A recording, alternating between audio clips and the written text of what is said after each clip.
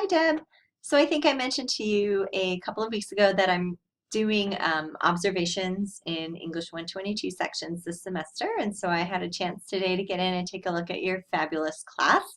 So I'm just making screencasts for people because it's the most sort of efficient way, I think, to keep me on task and providing feedback. And so I will hopefully keep this to about 15 minutes because I don't have a pro account, so I can only go about 15 minutes on these recordings. If I don't get everything in 15 minutes, I'll make a short follow-up to finish with. So what I'm doing this semester is I'm looking at our revised course quality guidelines, and this one was from last July, so there may be a more recent version of this, but I think this is pretty darn close to the final. And so you're familiar with this. We've been using this document for the last year to try to get all of our courses up to par with these new course quality standards. In our area, as I've said before, so many of our instructors were already meeting most of these standards, and so but there are some new things in here, so it is worth, I think, going through and sort of looking at classes through the lens of these new or revised course quality guidelines. So I'm not looking at the sections on high course standards or rich learning environment because as I go through those, these are things that we've always done and that we tend to do really well in English and in composition courses. And so I have no concerns at all. Where the most changes were in this document happened under engaged faculty and effective course design. So those are the two sections I'm kind of honing in on for these observations. And so I'll talk to you mostly about those. So we're here in your class, and I'll just say in general, everything looks fantastic. It really is a breath of fresh air to go in and observe your class because it is so meticulous, it is so well organized, so thoughtful, so thorough, and so well put together that it really is just quite enjoyable to go in and look at your class. And so I'm just going to go through those guidelines, and I'm going to just kind of talk about things that I noticed along the way. And really, Deb, what you'll see is that everything I have to say is pretty positive. And so more than anything, I just want this screencast to open the door to conversations that you may want to have about anything going on your end in terms of the teaching or the students or the work that you're seeing, and if there's anything you need from me to help or to help support your teaching.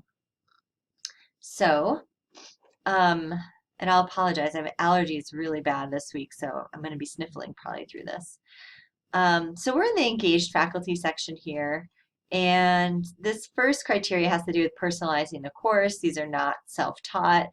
Your course obviously is incredibly personalized. You're very present to guide the experience. There's no way a student would feel like this is a canned course. It's very much your design. It's your voice.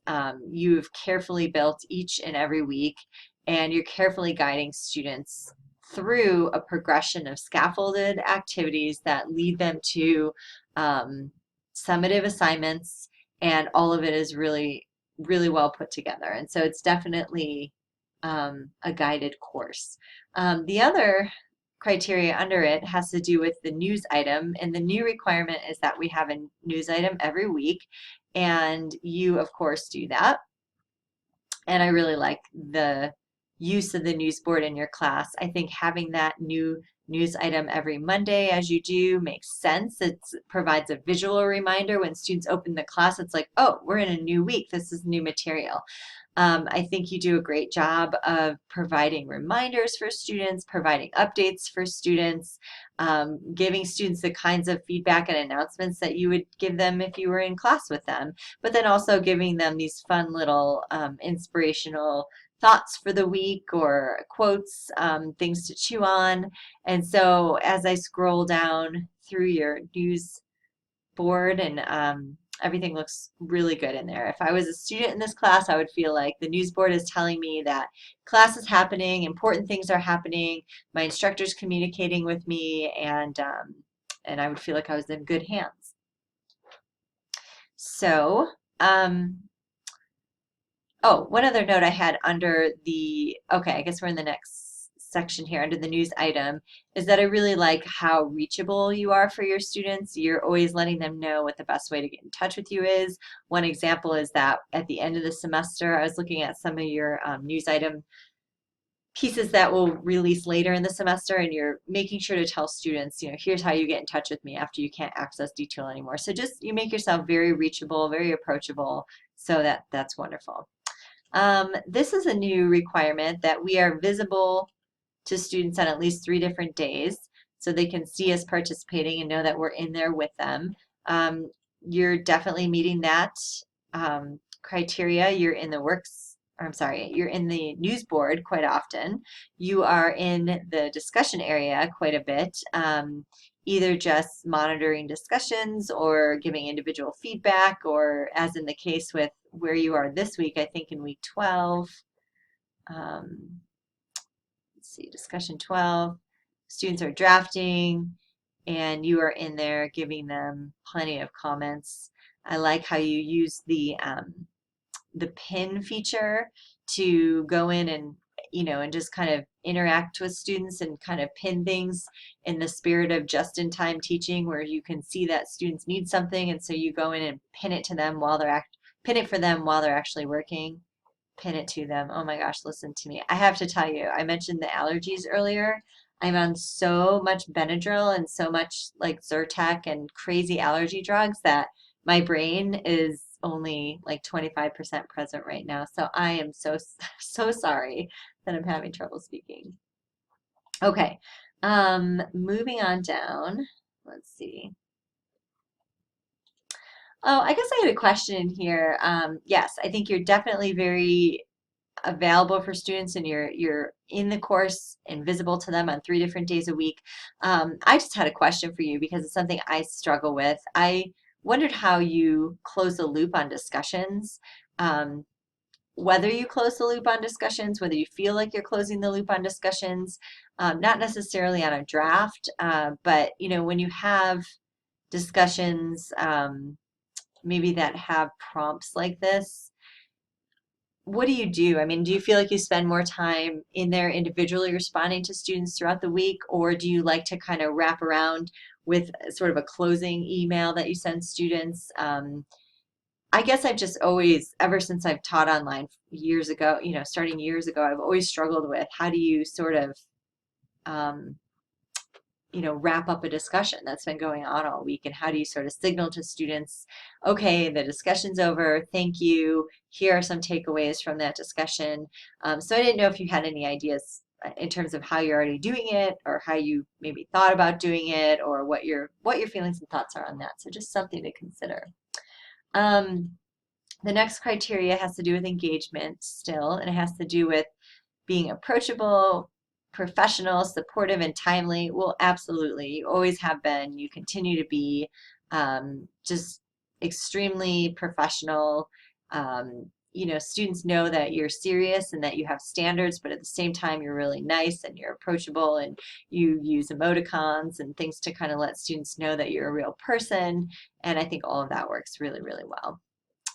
Okay, under the course design, this is probably where we've seen the most changes in courses,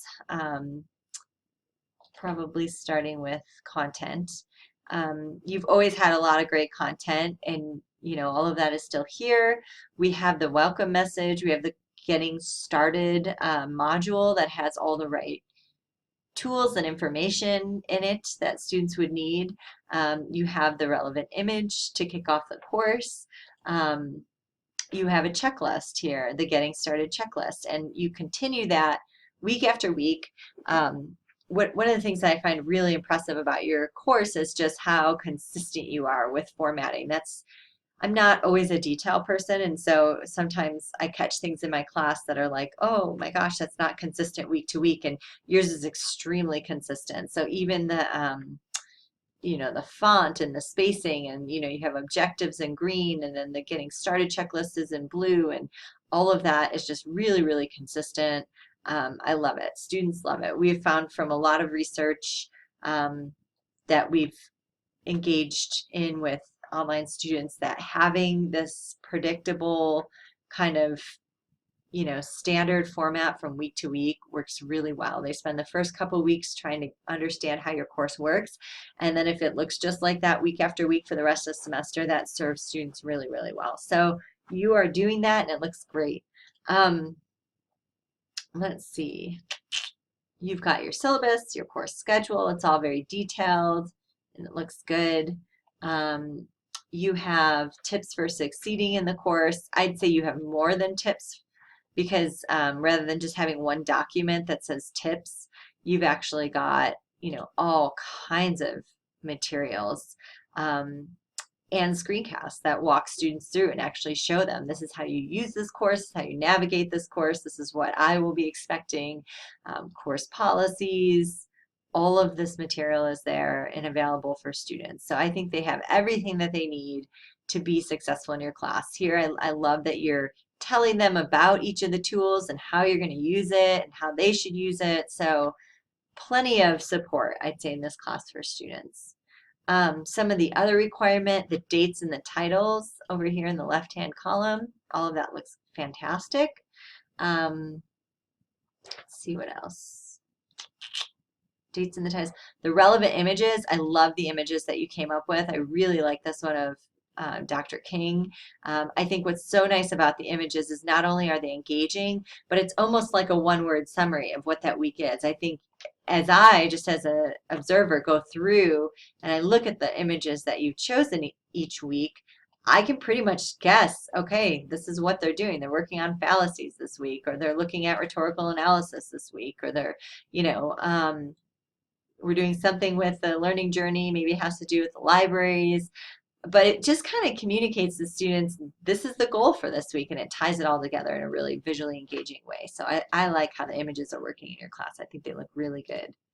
The overview and the objectives for the week, fantastic. I especially love how you do this, how you lay this out, the objective, and then you have this week's checklist, and then you end with, by the end of this week, you will be able to. I just love that. These are concrete, measurable objectives for students, and the phrasing that you use is so wonderful because it reminds students that they're gaining skills. It's not just all busy work, but there are certain things that they will be able to do by the end of week 4 or week 7 that maybe they weren't able to do at the start of that week. And so you give them that sense of continued growth and continued accomplishment, and so it works very nicely. I just love this format. I may even have to steal this. I really like it a lot. The checklist is there. The quick links are all there at the bottom, as was required. I guess my only question related to the checklist, sorry, speaking again, it's a problem for me.